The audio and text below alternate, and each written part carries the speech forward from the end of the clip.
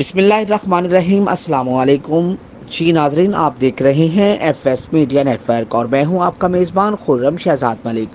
جی ناظرین، آپ کو ایک تازہ ترین اپڈیٹ سے آگاہ کرتے چلیں۔ ایوان صدر سے ایک تازہ ترین اپڈیٹ۔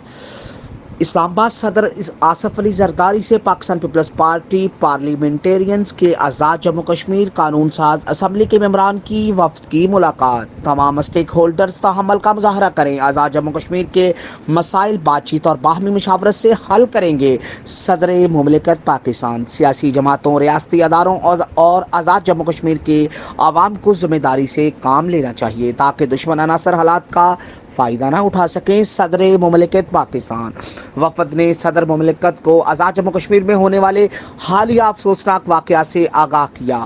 آزاد جموں کشمیر کے عوام کے مطالبات کو قانون کے مطابق پورا کیا جانا چاہیے۔ صدر مملکت موجودہ صورتحال کا حل نکالنے کے لیے آزاد جموں کشمیر کی عوام کی شکایت پر وزیر اعظم پاکستان سے بات کروں گا۔ صدر مملکت پاکستان صحت، تعلیم، سیاحت اور انفراسٹرکچر کی ترقی سمیت آزاد جموں کشمیر کی سماجی و اقتصادی ترقی کو ترجیح دی جانی چاہیے۔ صدر مملکت پاکستان صدر مملکت کا دور دراز علاقوں کو ملک کے دیگر ترقی یافتہ علاقوں کے برابر لانے کی ضرورت پر زور۔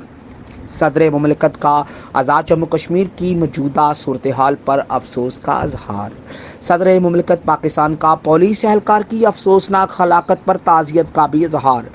صدر مملکت کی حالیہ جھڑپوں میں زخمی ہونے والے تمام افراد کی جلد صحتیابی کے لیے دعا۔